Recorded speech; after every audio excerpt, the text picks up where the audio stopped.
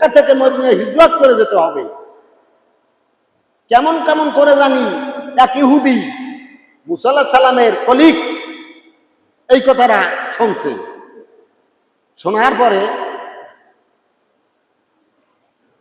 একদিন যাচ্ছে, মোহাম্মদ তোমার সাথে আমার একটু কথা। কি কথা? তুমি বলে হিজরত করে মদিনায় যাবে,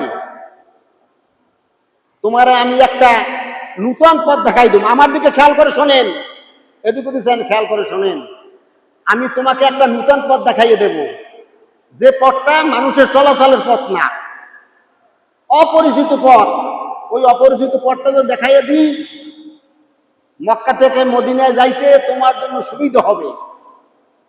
আর সরল পথে যদি যাও তাই শত্রু বাহিনীর হাতে ধরা খাবে। তোমার আমি একটা অপরিচিত পথ দেখাই দেব। হুজুর সাল্লাল্লাহু আলাইহি ওয়াসাল্লাম কয়, ঠিক আছে, তুমি কি চাও? আমি কিছু চাই না। কেমন কেমন করে জানি এই কথাটা ভাইরাল হয়ে গেল। চ্যানেলটি সাবস্ক্রাইব করে আমাদের সঙ্গেই থাকুন। আমাদের সংবিধান কোরআন, আমাদের ধর্ম ইসলাম, আমাদের নবী হযরত মুহাম্মদ সাল্লাল্লাহু আলাইহি সাল্লাম। আল্লাহ তো সকলেরই, কি কন? আল্লাহ সকলের না? আল্লাহরে এখন সবাই মানে, রাসূল সাল্লাল্লাহু আলাইহি ওয়াসাল্লামকে সবাই মানে না। মানে আল্লাহকে কিন্তু সবাই মানে।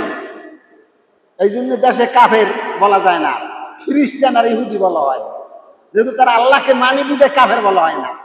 কাফের অর্থ যারা আল্লাহকে অস্বীকার করে, এদের কাফের বলা হয়। কিন্তু আরবি যে সন বা মাস, বছরে আমরা 3টে মাসকে প্রাধান্য দিই এবং পরিচিতি লাভ করি। একটা হইল রমজান মাস। রোজা আইলি তা রোজার মাস কয়। তা রোজার মাসের মধ্যে ইংরেজি একটা মাস আছে না, বাংলা একটা আছে না, ওরা বলে না। কি বলে? তো রোজার মাস। কিন্তু রোজার মাসটা তো ইংরেজি মাস আছে, বাংলা মাসও আছে। আসলে রোজার মাসে বললে ওটাকে প্রাধান্য লাভ করে। আবার কোরবানি হয় হজ মাসে, এটা হজের মাস। তো হজের মাসের মধ্যে ইংরেজি মাস আছে না, বাংলা আছে না, কিন্তু হজের মাস বলে প্রাধান্য করা হয়। রবিউল আউয়াল মাস, এটাকে প্রাধান্য করা হয় রবিউল আউয়াল হিসেবে। এটার ভিতরেও ইংরেজি আছে, বাংলা আছে। কিন্তু রবিউল আউয়াল মাস সর্বশ্রেষ্ঠ প্রাধান্য দেওয়া হয় যে নবীর উম্মত আমরা, যে নবীর উম্মত আমরা। উম্মত মানে বংশ, গোষ্ঠী, দল, ফেরকা যা বলেন। এই নবীজি এই রবিউল আউয়াল মাসে, আপনারা জানেন, এটা পুরনো কথা, নূতন কাহিনী না। রাসূল পাক সাল্লাল্লাহু আলাইহি ওয়াসাল্লাম বিশ্ব নবী রব্বুল আলামিন এই রবিউল আউয়াল মাসে, মাসটা রবিউল আউয়াল, মাসটা রবিউল আউয়াল, তারিখ 12, কয় তারিখ? 12 তারিখ। মাসটা রবিউল আউয়াল, তারিখ 12, দিন সোমবার। দিন সোমবার। এই 3টে জিনিস, মাসটা রবিউল আউয়াল, তারিখ 12, দিন সোমবার। রবিউল আউয়াল 12 তারিখ সোমবার। রবিউল আউয়াল মাস, 12 তারিখ সোমবার। এহদামে রব্বুল আলামিন বিশ্ব নবীকে সৃষ্টি করেছেন। বলুন আলহামদুলিল্লাহ। আল্লাহ শুকুর, আমরা আখিরি পয়গম্বরের উম্মত হয়ে আমাদেরকে ধন্য মনে করি। ঈসা আলাইহিস সালামের উম্মত দিগকে কি বলা হয় জানেন? বোঝেন?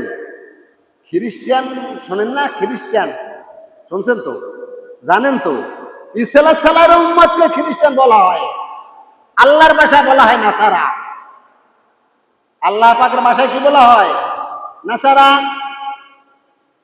বাংলা ভাষায় বলা হয় খ্রিস্টান, ইংরেজিতে যিশু। এরা হইল ঈসা আলাইহিস সালামের অনুসারী, খ্রিস্টান। ইহুদি নাম শোনেন না? ইহুদি ইহুদি হইল হযরতে মুসা আলাইহিস সালামের অনুসারীগণ। আর আমরা কি মুসলিম, আমরা অনুসারী হযরত মুহাম্মদ সাল্লাল্লাহু আলাইহি সাল্লামের। অতএব রাসূল পাক সাল্লাল্লাহু আলাইহি সাল্লাম এই রবিউল আউয়াল মাসে 12 তারিখ সোমবার দুনিয়ায় আগমন করেছেন। আবার 63 বছর পরে 40 বছর গেল তার মানসিক জীবন আমাদের মতো এক হইতে 40 বছর পর্যন্ত নবীর জীবন পরিচালনা করছে মানসিক হিসাবে। যখন 40 বছরে পদার্পণ করলেন রব্বুল আলামিন, তাকে ওহী দিয়া নবুয়তি ঘোষিত করলেন। বলুন সুবহানাল্লাহ। 40 বছর যখন হলেন তখন তাকে ওহী দিয়া, কোরআন দিয়া রসুল এবং নবী নামে ভূষিত করলেন। বলুন সুবহানাল্লাহ। 40-41 থেকে 53 বছর যখন বয়স হয়ে গেল, এই 53 বছর বয়সে ছিল নবী মক্কা জীবন। মক্কায় জীবন ছিলেন নবী 13 বছর। মক্কা জীবনে কত বছর? 13 বছর। নবীজি তার নবুয়তি 63 বছর, 23 বছর, 23 বছরে মক্কায় 13 বছর। নবীজির জীবনী যদি কেউ করে আসোসিয়ার, যদি কেউ করে, নবীর বড় দুঃখ এবং কষ্টের জীবন হলো মক্কার 13 বছর। যেহেতু মক্কায় নবীর 14 গোষ্ঠীর জন্ম, নবীর 14 গোষ্ঠীর জন্ম মক্কায়, নবীজির 14 গোষ্ঠী আধিপত্য মক্কায়। কিন্তু 13 বছর নবুয়তির দাবি করার পরে, নবুয়তি আমল করার পরে, প্রচার করার পরে নবীজির উপরে, নবীজির বংশের লোকেরা, আপনজন রক্তের মানুষ, আপনজন রক্তের মানুষ এত নির্যাতন, নিষ্পেষণ, এত অত্যাচার শুরু করে দিলেন। আল্লাহ রাব্বুল আলামিন নিজেই নাফরজদ হয়ে গেলেন। আল্লাহর কাছে এটা ভালো লাগলো না। আল্লাহ রাব্বুল আলামিন পৃথিবীতে, উলামা ইকরাম বলেন 1,24,000 পয়গাম্বার, মতান্তরে 2,24,000 পয়গাম্বার। এই পয়গাম্বার রসুল, এই নবী এবং রসুল পৃথিবীতে যত আছে, কেউ আল্লাহর দরবার থেকে দাবি করে আনে নাই। আল্লাহ রাব্বুল আলামিন ব্যক্তিগত যাকে ভালোবাসে তাকে নবী এবং রসুল দান করছে। বলুন সুবহানাল্লাহ।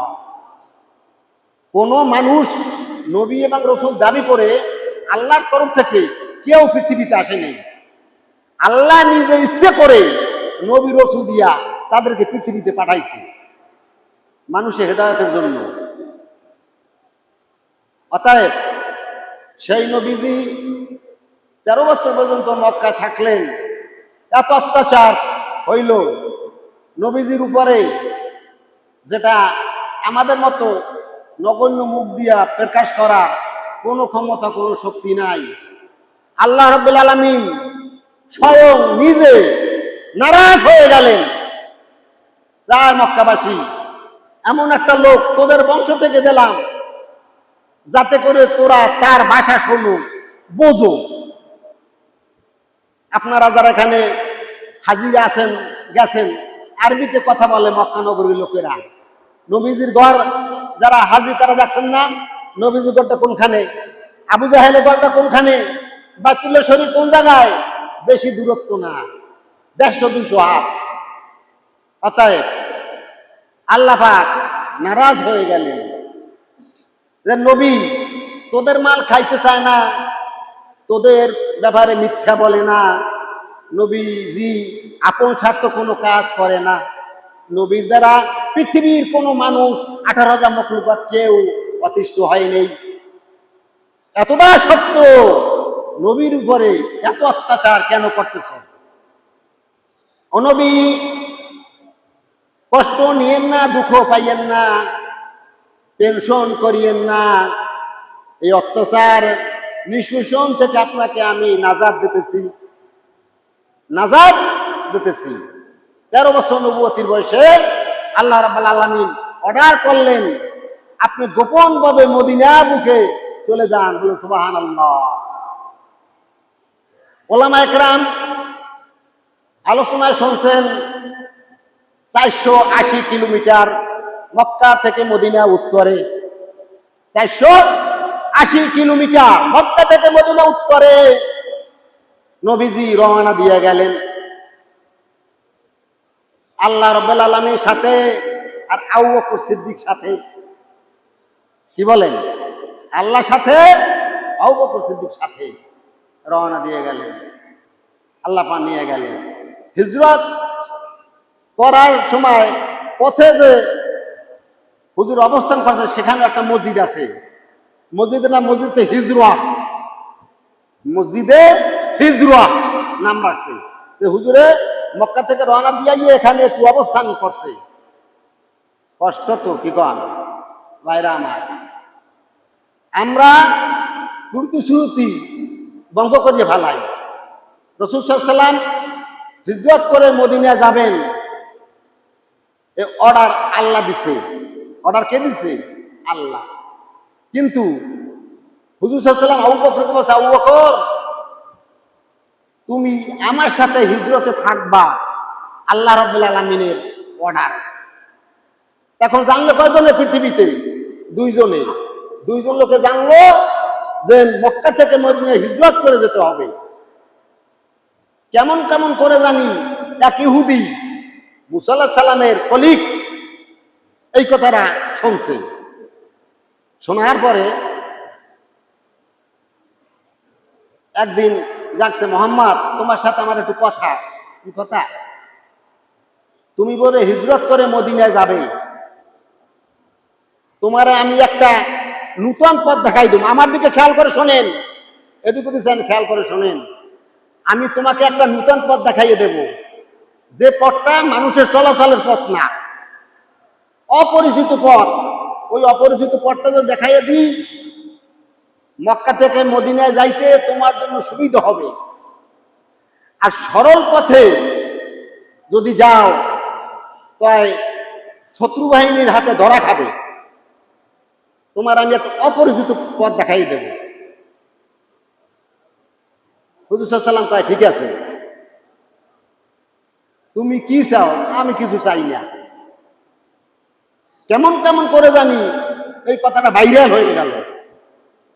ভাইরাল হয়ে যাওয়ার পর ইহুদিরে স্থানীয় গণ্যমান্য নেতৃবর্গ দরিয়া অনেক গালগালি, শক্ত ভয় ভীতি দেখাইল।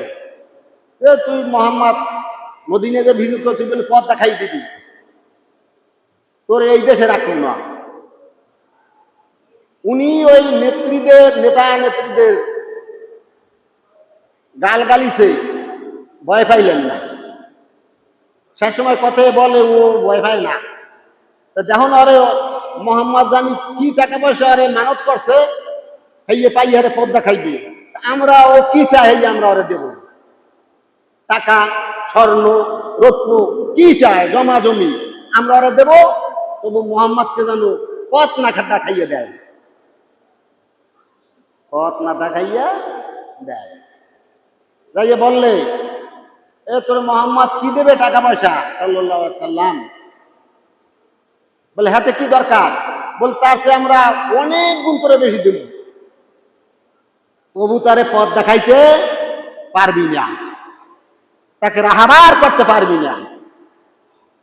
ওই লোকটা উত্তর দিল যে আমি পয়সার জন্য পথ দেখাই নাই, আমি তার সাথে একটা প্রতিশ্রুতিতে বন্ধ, প্রতিশ্রুতি দিছি, অঙ্গীকার করছি তোমাকে পথ দেখাইব।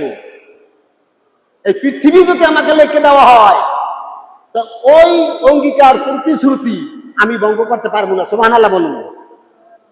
দেখছেন, ওই প্রতিশ্রুতি আমি ভঙ্গ করতে, আমাকে তোমরা কি দেবে, অতে আমি সন্তুষ্ট না, অতে আমি একমত না, কিন্তু আমি অঙ্গীকার প্রতিশ্রুতি আমি ভঙ্গ করতে পারি না, ওয়াদা বরখেলাপ করতে পারি না।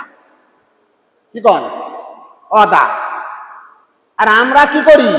যে নবীর উম্মত, দুরূদ পড়ি, সালাম করি, অনেক কিছু করি, মিনিটে মিনিটে ঘন্টায় ঘন্টায় অদা খেলাপ করি, অদা খেলাপ হয়ে যায় আমাদের।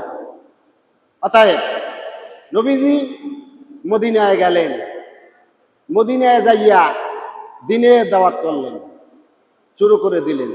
কেন মদিনায় গেলেন?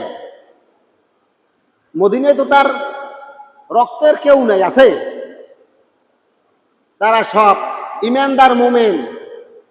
পৃথিবীর এক কর্নারে একজন মোমেন থাকবে, পৃথিবী আর এক কর্নারে একজন মোমেন। এই মোমেন ওই মোমেনদের আপনজন। এক মোমেন আর এক মোমেনদের আপন ভাই।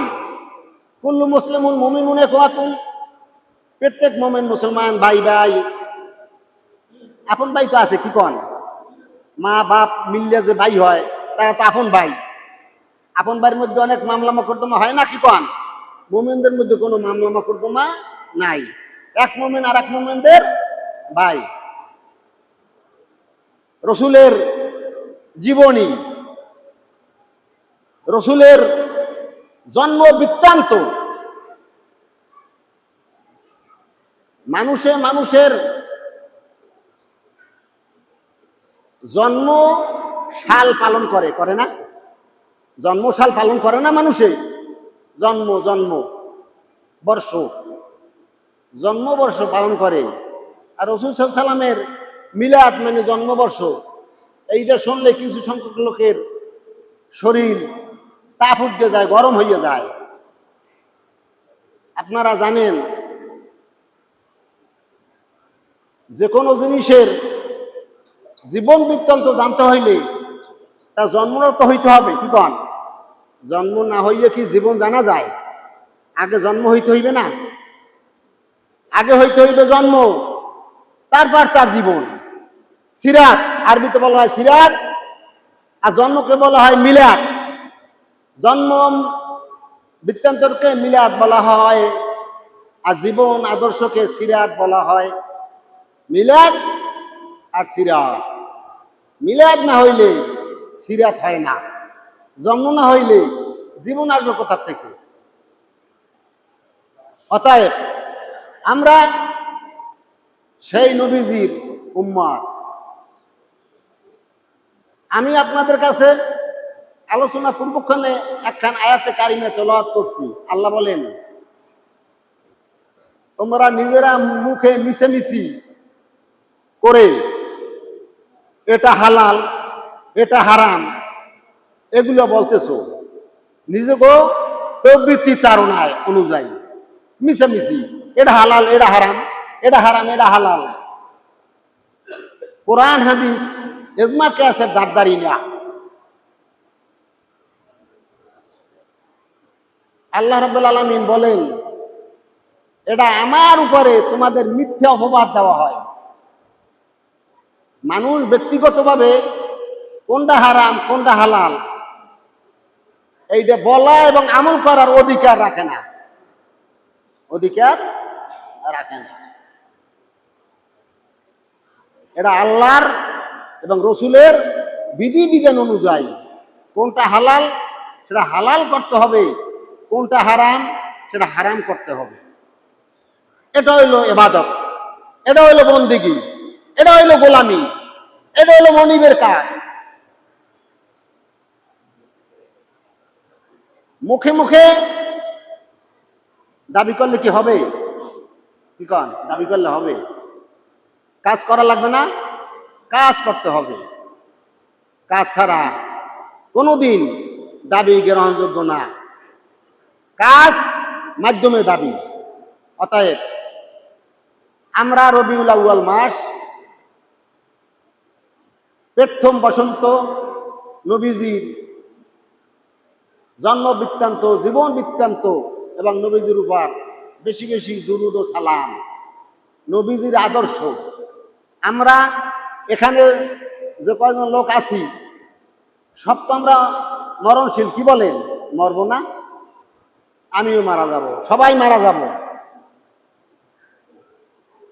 মনে হয় আমাদের আশা রাখি যে আমরা কবরে যাব। প্রত্যেক মানুষ এই বন্যা বাদলে সাগরে নদীতে ট্রলার ডুবিয়ে মারা যায়, কতক লোক পায় কতক পায় না। যারা পায় না তাকে কবর সাগর হয়ে যায়, মাটি আর হয় না। আমাদের কবর যদি মাটিতে হয়, আমাদের কবর যদি মাটিতে হয়, আমাদের যদি ইন্তেকাল হয়ে যায়, ইন্তেকাল হওয়ার পরে জীবিত কর্তৃপক্ষরা আমাদেরকে গোসল করাইয়া কাফন করাইয়া তার জানাজা দেয়, দোয়া করে লাইন দিয়া, করে না? সালাতে জানাজা, লাশের নামাজ, জানাজা দিয়া তারপর কবরে নেওয়া হয়। ছেলে হোক মেয়ে হোক, নারী হোক পুরুষ হোক, সকলকে কবরে থই। কবরে থোয়ার সময় একটা কথা বলে, ওলামা একরাম আছে তারা জানে কথাটা, এবং যারা জ্ঞানী গুণী তারা হয়তো জানে, বিসমিল্লাহে ওয়া আলা মিল্লাতে রাসূলিল্লাহ। আমার সাথে সবাই পড়ুন, বিসমিল্লাহে ওয়া আলা মিল্লাতে রাসূলিল্লাহ। আল্লাহর নামে নবীর ধর্মের উপরে থুইয়ে দিলাম। কবরে এই দু কথা কইয়ে দেয়, বিসমিল্লাহে ওয়া আলা মিল্লাতে রাসূলিল্লাহ, এই কথা কইয়ে কবরে শোয়াইয়ে দেয়। আর দুনিয়ার মানুষে বলার আর কিছু নাই। আল্লাহর নামে রসুলের মিল্লাতে, নবী রসুলদের ক্ষেত্রে মিল্লাত, জিন ইনসানদের ক্ষেত্রে দিন, ধর্ম। বলেন,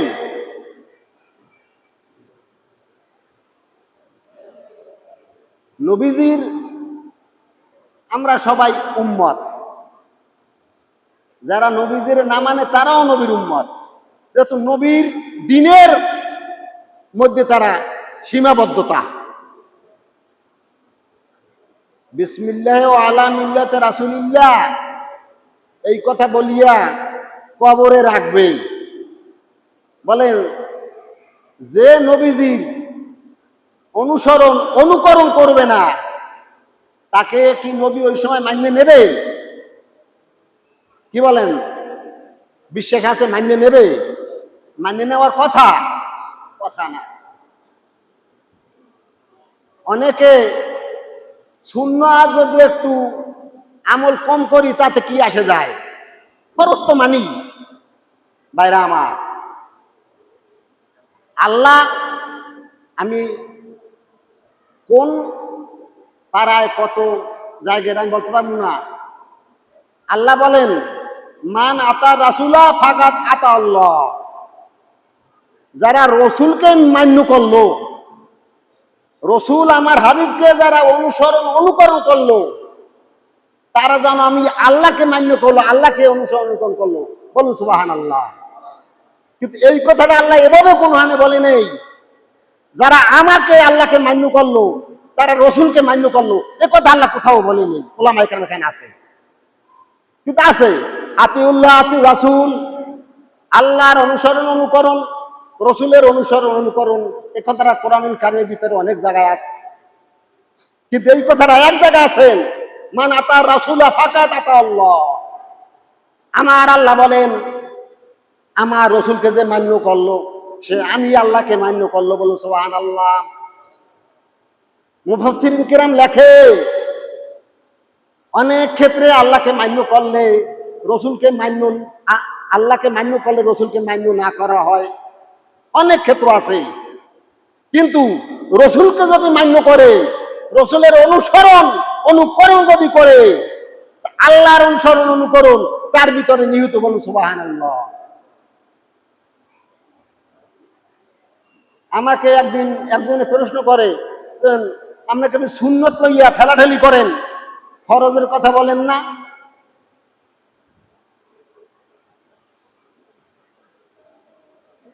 এটা তো সত্য কথা বলছেন। সুন্নতের কথা কি হাদিসে না কোরআনেও আছে? ওলামায়ে কেরাম এখানে আছে। সুন্নাত মান কদ আরসালনা ক্বাবলাকা মির রাসূলিনা ওয়ালা তাজিদুল সুন্নাতিনা তাহবিলা। সুন্নতটা কি? বিধি বিধান, নিয়ম কানুন, পদ্ধতি। আমার আল্লাহ বলেন, আমার নিয়ম বিধি বিধানের পদ্ধতির মধ্যে কোন রকম ত্রুটি বিচ্যুতি পাবে না। নবীরও সুন্নত, আল্লাহরও তো মান্য না করলে আল্লাহকে মান্য করা হয় না। নবীজিকে মান্য না করলে আল্লাহকে মান্য করা হয় না। আল্লাহকে মান্য করা হয়, নবীজিকে মান্য করলে আল্লাহকে মান্য করা হয়, কিন্তু আল্লাহকে মান্য করলে নবীজিকে মান্য করা হয় না। আল্লাহকে মান্য করলে নবীজিকে মান্য করা হয় না। মনে রাখুন কথাটা, কোরআন শরীফ থেকে আমি বলছি। আল্লাহকে মান্য করলে অনেক ক্ষেত্রে নবীজিকে মান্য করা হয় না, কিন্তু নবীজিকে মান্য করলে, বিশ্ব নবীকে মান্য করলে আল্লাহকে মান্য করা হয়। বলুন সুবহানাল্লাহ। আপনারা যারা উমরা হজে গেছেন, বাইতুল্লাহ শরীফ তপ করেন নাই কি কন? বাইতুল্লাহ শরীফে কোনো বারান্দা আছে? পৃথিবীতে মসজিদ তো এটা প্রথম। পৃথিবীর সৃষ্টির 40 বছর আগে আল্লাহ ওই ঘর সৃষ্টি করছে। ওই ঘরটার কোনো বারান্দা নাই। এই হাজিকা মসজিদে বারান্দা আছে না নাই? আছে আছে আছে। কেন এ বারান্দা হইল কেন? বারান্দা তো মসজিদে নববী, বাইতুল্লাহ বারান্দা নাই। এই মসজিদে কেন বারান্দা হইল? কারণটা কোথায়? এটা কারণ থাকবে না? থাকবে না? ওলামায়ে কেরাম ইজমা করে বলছে, মসজিদের ভিতরে যখন ইমাম সাহেব আলাপ আলোচনা করবে, তখন একজনের নামাজ পড়লে তার নামাজ ঠিক মতো হবে? কানের মধ্যে যদি কথা যায়, সুয়া কেরাত তাসবিহ তাহলে ঠিক মতো হয়? হয় না, ভ্রান্তি হয়, ভুল হয়। এই জন্য বারান্দা আছে, বারান্দায় বইয়ে বড়, বারান্দায় বইয়া এই জন্য বারান্দা হয়েছে। আবার দেখেন, যখন নামাজ শেষ করে টাইম মতো, তখন মুয়াজ্জিন খাদেম মেইন ঘর আটকাইয়ে যায় না? যায় না? বারান্দা হেকাল আটকায় না। কথা বলেন না কেন? বারান্দা হেকাল আটকায়, মেইন ঘর আটকাইয়ে ফেলায়। তাহলে দেখা গেল বারান্দাটা হয়েছে আম মানুষের সুবিধার জন্য। অনেকে টাইম মতো নামাজ পড়া হয়ে গেল, জামাত হয়ে গেল, জামে মসজিদের জামাত হয়ে গেল, জামি হয়ে গেল।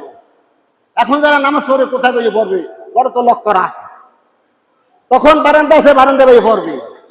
কি বলেন? কথা ঠিক না? ভাইরা আমার, সময় শেষ, আমি একটি কথা বলে শেষ করে দেব। রাসূল পাক সাল্লাল্লাহু আলাইহি ওয়াসাল্লাম এক বেদুইনের কাছ থেকে একটা উট ক্রয় করলেন। কি? উট। উট ক্রেতা আর বিক্রেতা দুইজন উপস্থিত, আর ওই পশু উপস্থিত। ক্রেতা রাসূল পাক সাল্লাল্লাহু আলাইহি ওয়াসাল্লাম বিশ্ব নবী, আর বিক্রেতা ওই ইহুদি, ওই বেদুইন। আর বস্তু হলো উট। অন্য আলাপ আলোচনা করে হুজুর উটটা নিয়ে গেলেন, টাকা আদায় করে দিয়ে গেলেন। টাকা কি করলেন? আদায় করে দিয়ে গেলেন। হুজুর উট নিয়ে চলে গেলেন। কিছুদিন পরে ওই বেদুইন আইয়ে বলে, মুহাম্মদ, আমার উটের টাকাটা দিয়ে দাও, উটের টাকাটা দিয়ে দাও। ভাই উটের টাকা তো দিছি। না দাও নাই, হয় দিছি। তা তুমি সাক্ষী আনো। কি আনো? সাক্ষী লাগবে না?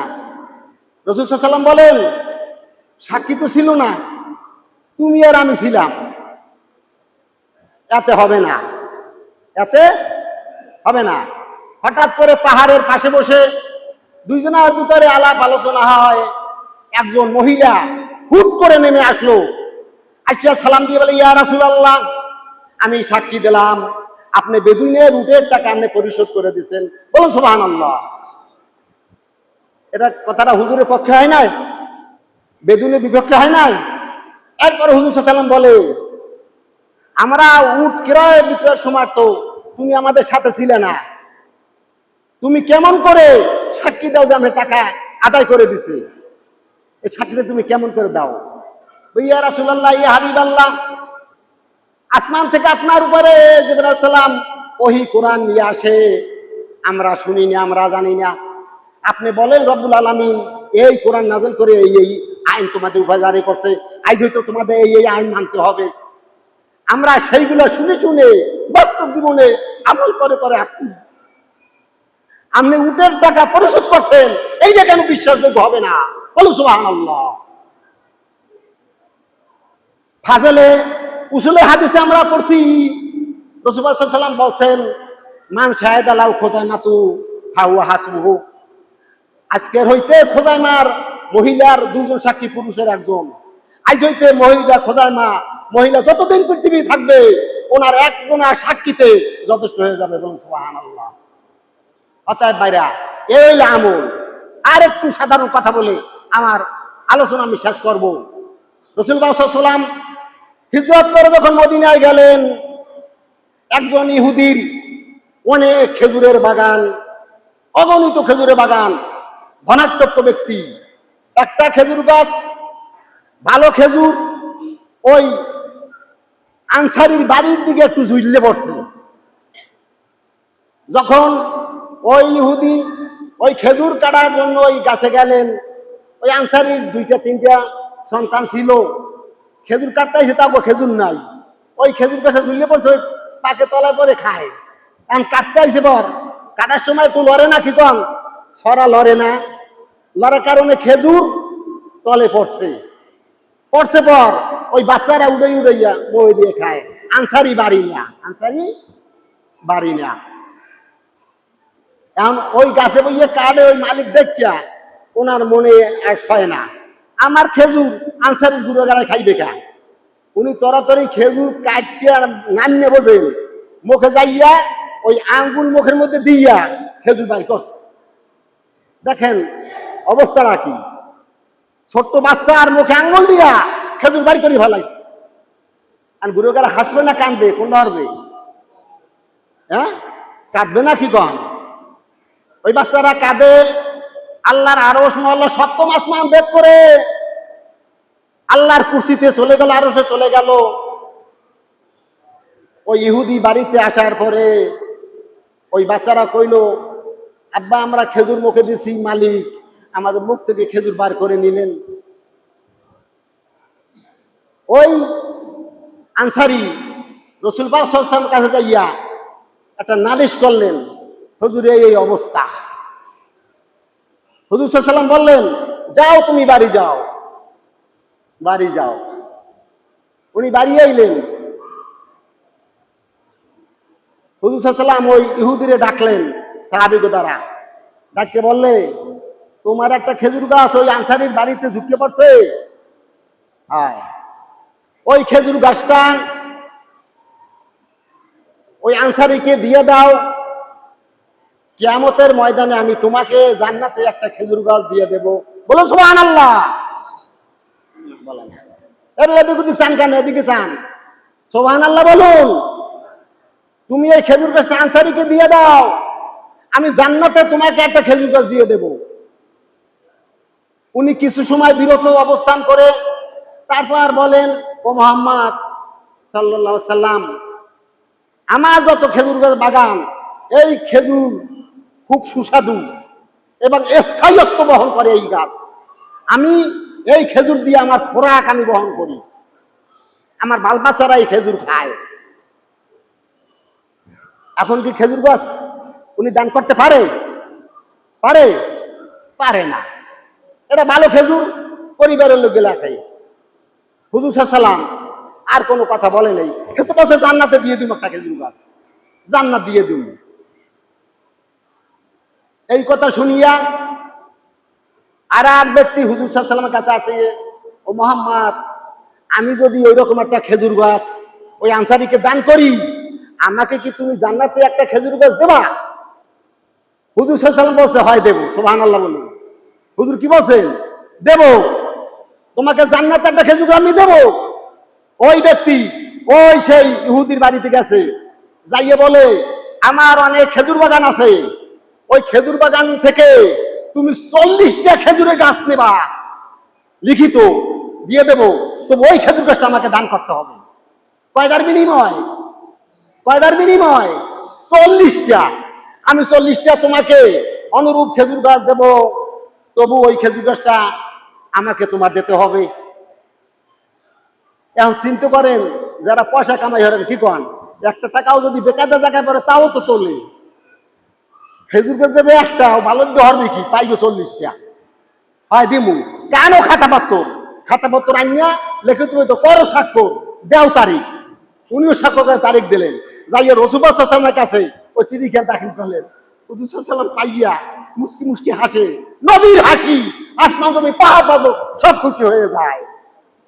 হাসে নবীজির হাসি দেখে 40টা গাছের বিনিময় একটা গাছ দিছে। হুজুর বসে তোমাকে আল্লাহ আমি জান্নাতে তুমি খেজুর গাছ পাবা। সুতরাং ভাইরা আমার দান খয়রাত সৎ উপার্জন ছাড়া দিলে আল্লাহ রাব্বুল আলামিন কবুল করেন। সবাই বলুন আমিন।